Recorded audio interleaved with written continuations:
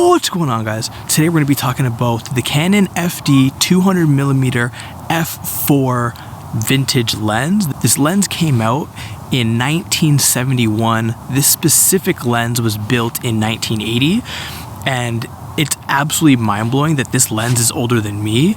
It's 41 years old, and yeah, that's just mind-blowing to me that it still works. So let's jump into the review. This lens does not have any autofocus. It's a manual focus only lens because autofocus wasn't a thing back then. So if you are trying to get that tack sharp focus, either use the magnifying feature on your camera to like zoom in and punch in to get focus, or if your camera has the focus peaking, which will have like a red outline or whatever color that you pick it to. That's how I honestly get focused using this lens and any vintage manual focus lens that I do have. It also does have a clickable aperture ring from f4 all the way up to f32, and there's just something that feels so good about these clicks. Like, it's a very tactile feel to it. You're not gonna bump it out of place. It really like locks in when you're actually selecting the aperture, which is ideal. There's a lens hood built into the front of the lens, so that means you're never gonna lose your lens hood, because me personally, I just leave all my lens hoods for my RF lenses at home because I never really use them.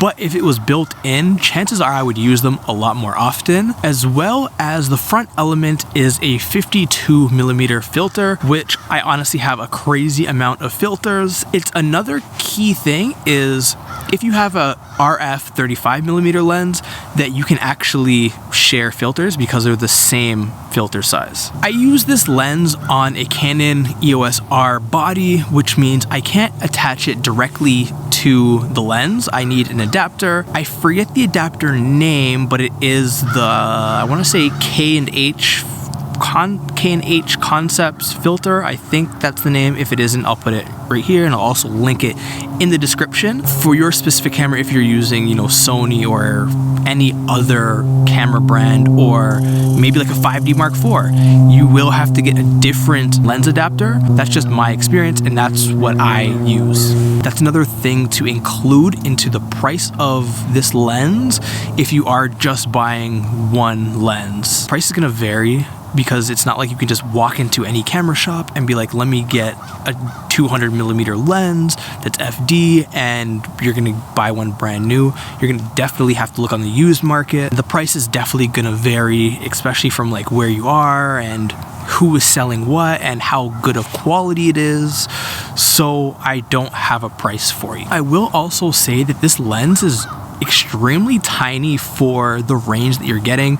An EF version of a 200mm lens would be a lot larger than this lens because it's actually tiny.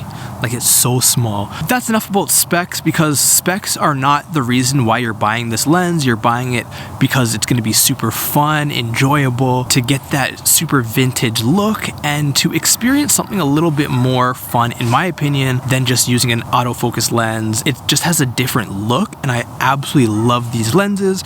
So I'm gonna include some photos and a little bit of video, maybe some like random crazy B-roll sequence that I will include in here. And yeah, that's enough of me talking. So let's go. I hope you did enjoy this quick little review on this lens. I absolutely love this lens. It's one of my favorite FD lenses. Hopefully you did enjoy this video. If you did, please like, comment, and subscribe. And let me know in the comments down below what other lenses that I should review, especially vintage lenses. I'm super intrigued by these. Until the next video, peace.